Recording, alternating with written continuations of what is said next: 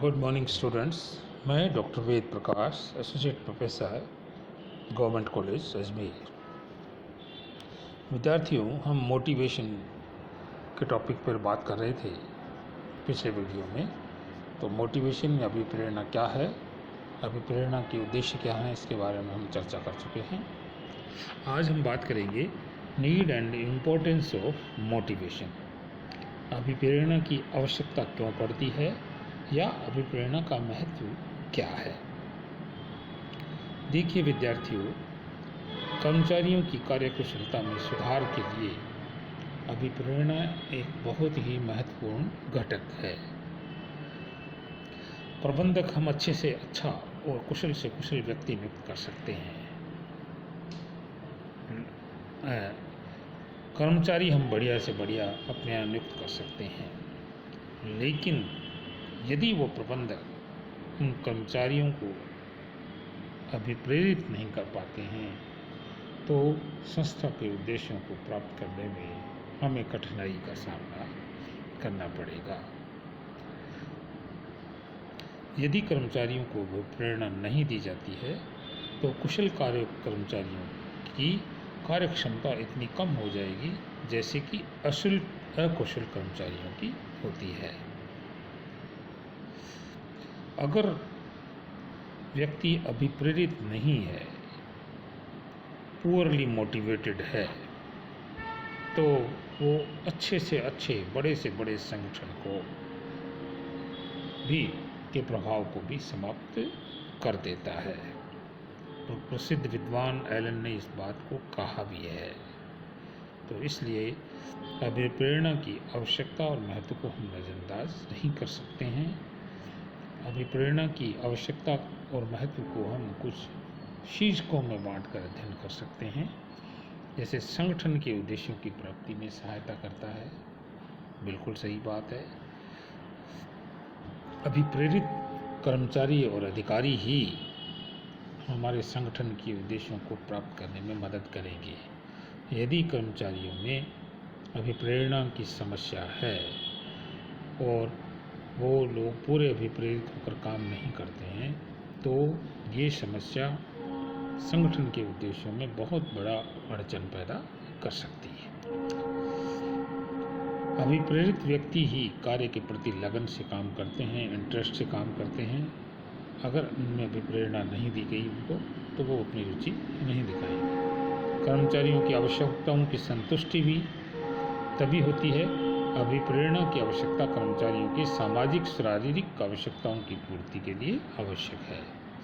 कभी कभी शारीरिक आवश्यकताओं की अपेक्षा मेंटल और सोशल जो नीड्स हैं वो भी बहुत महत्वपूर्ण होती है कि और उन्हें भी संतुष्ट किए बिना कर्मचारी के में काम के प्रति मोटिवेशन पैदा करना संभव नहीं होता।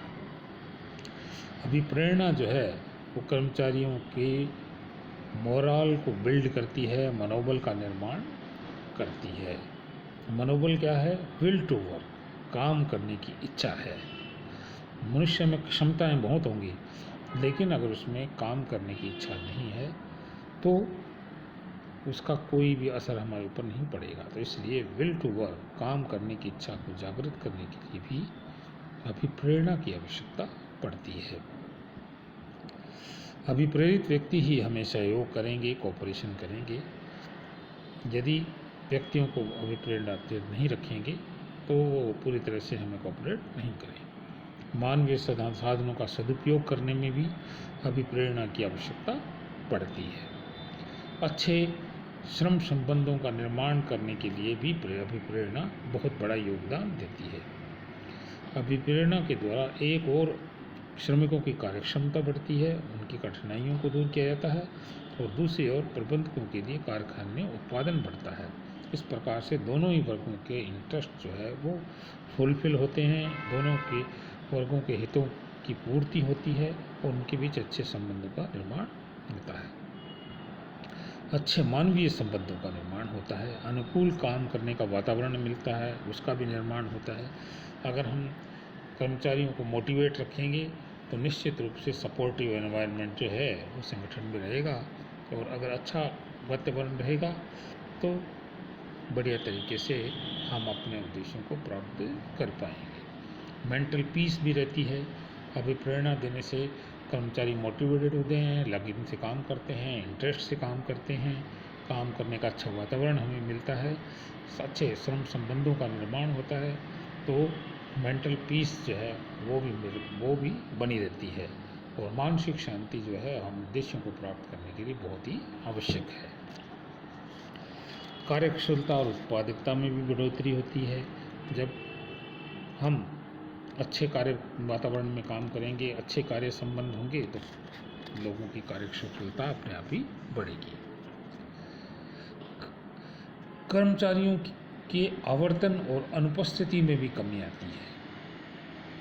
अभिप्रेरणा जो है वो एम्प्लॉय टर्नओवर को और एब्सेंटिज्म को भी कम करती है। एम्प्लॉय टर्नओवर का मतलब होता है कि एक निश्चित अवधि में, 1 साल की अवधि में कितने वो लोग नए हमारे पास काम पर आते हैं और कितने संस्था को छोड़कर चले जाते हैं। इनका जो रेशो है उसको हम एम्प्लॉय टर्नओवर बोलते हैं। यदि एम्प्लॉय टर्नओवर ज़्यादा है, इसका मतलब है जो लोग हमारे यहाँ काम करने के लिए नियुक्त होते हैं वो हमारे संस्था से संतुष्ट नहीं हैं, और जैसे ही उनको अवसर मिलता है वो काम छोड़कर चले जाते हैं, दूसरे संस्थाओं में चले जाते हैं।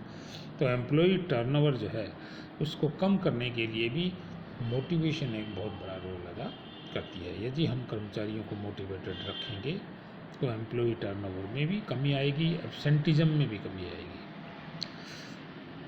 परिवर्तनों में भी सुविधा होती है। अभिप्रेरणा की अच्छी व्यवस्था हो तो संस्था में नए नए चेंजेस जो है हम लागू कर सकते हैं, और कर्मचारी परिवर्तनों के प्रति पॉजिटिव रहते हैं। नहीं तो अगर कर्मचारी मोटिवेटेड नहीं है तो हम जो भी नया कोई चेंज करेंगे तो कर्मचारी उसका विरोध करते हैं, या उसको अच्छे ढंग से नहीं लेते हैं, या उसमें सहयोग नहीं करते हैं। संस्था की ख्याति में भी बढ़ोतरी होती है, कॉरपोरेट इमेज जो है वो इंक्रीज होती है। यदि ये सारी बातें, ये सारे फ़ायदे हमें ऊपर वाले जो है वो मिलेंगे तो निश्चित रूप से जो हमारी संस्था है उसकी गुडविल बढ़ेगी, उसकी एक अच्छी इमेज जो है वो कॉरपोरेट सेक्टर में रहेगी। तो इस प्रकार से हम कह सकते हैं कि अभिप्रेरणा जो है वो बहुत ही महत्वपूर्ण फैक्टर है और बहुत इम्पोर्टेंट फैक्टर है कॉरपोरेट सेक्टर में। तो आज के लिए हम यहीं समाप्त करेंगे और इससे आगे की का अध्ययन नेक्स्ट वीडियो में करेंगे। धन्यवाद। जय हिंद।